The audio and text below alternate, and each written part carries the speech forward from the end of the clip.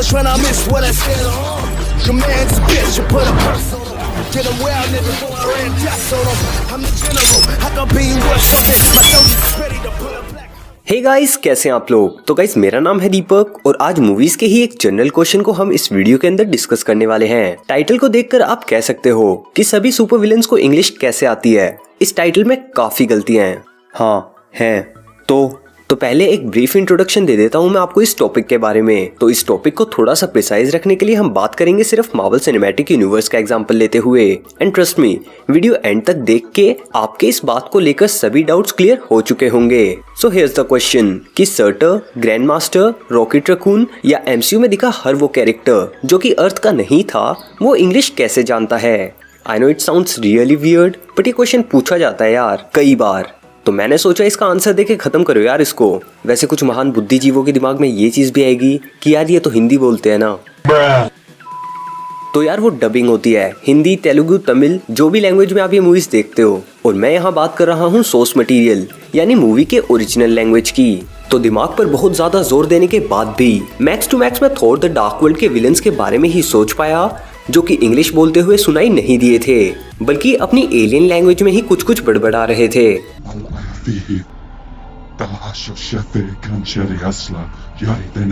समझ रहे हो? समझ रहे हो आप? Are you comedy me? और इससे आप ये चीज ऑब्जर्व कर सकते हो कि इस चीज ने भी हमें सबकॉन्शियसली इस कैरेक्टर से कनेक्ट होने का मौका ही नहीं दिया। इस मूवी के विलन्स के वीक कैरेक्टर डेवलपमेंट को कई तरह से देखा जा सकता है और मेरे अकॉर्डिंग इसका एलियन लैंग्वेज में दिखाया जाना भी इसके पीछे एक रीजन था। क्योंकि तुम खुद ही सोचो यार, थैनोस एक तरफ तो ये डायलॉग बोले, तुमने अपनी हार से भागने की बहुत कोशिश की, लेकिन मैंने तुमसे कहा था ना, मुझे कोई टाल नहीं सकता।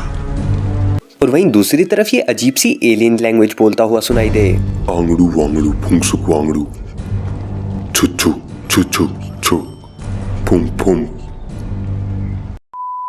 तो अब तुम खुद ही अंदाजा लगाओ यार, ऐसे करके ऑडियंस के माइंड में इसके डायलॉग का इम्पैक्ट पड़ेगा कि नहीं।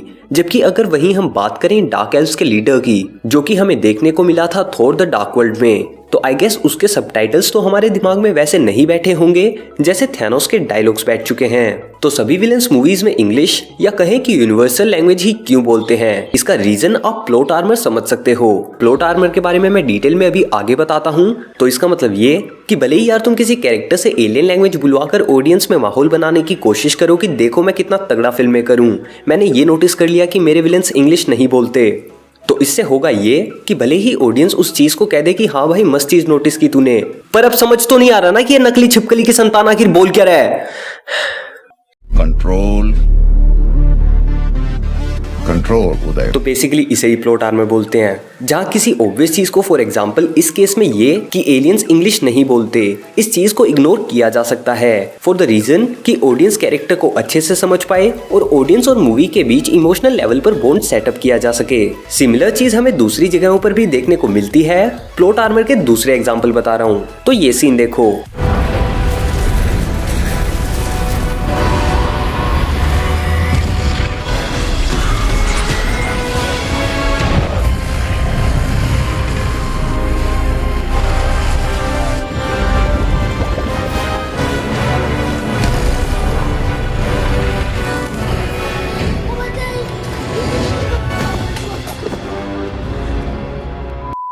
जहाँ स्टार की एनर्जी से थॉर ने स्टॉर्म ब्रेकर को फोर्ज किया था। अब यहाँ कुछ मेरे जैसे ओवरथिंकर्स ने ये सोचा होगा कि थॉर तो चलो गॉड है, उसकी ड्यूरेबिलिटी काफी हाई है, तो इसलिए उसे स्टार की एनर्जी से कुछ नहीं हुआ और स्टॉर्म ब्रेकर के लिए मौजूद उरू मेटल भी पिघल गया।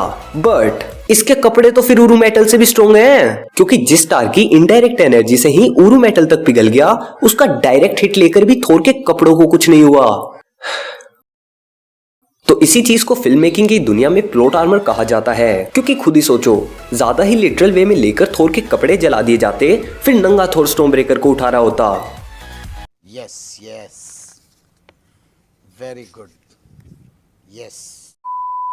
इसलिए हर चीज को लिटरल वे में और पूरी एक्यूरेसी के साथ दिखाना पॉसिबल नहीं होता, and that's for the best. I hope आपको समझ आ गया होगा कि आखिर विलन्स या दूसरे एलियन बीइंग्स जो कि हॉलीवुड मूवीज में हमें देखने को मिलते हैं, वो मोस्टली इंग्लिश ही क्यों बोलते हैं। तो इसी के साथ डीके ओपिनियन नाम की इस न्यू सीरीज के साथ मैंने इस टॉपिक पर अपना ओपिनियन आपके साथ शेयर किया। इस सीरीज के आगे के एपिसोड्स में आपको क्या जानना है कमेंट्स में बताओ यार। इस वीडियो का लाइक टारगेट रखते हैं 750 लाइक्स का, जल्दी से कंप्लीट कर दो और नेक्स्ट वीडियो आने तक इनमें से कोई वीडियो एंजॉय करो। मैं मिलता हूं आपसे अगली वीडियो में। Until then be dynamic and don't fear to do what you love. Piece.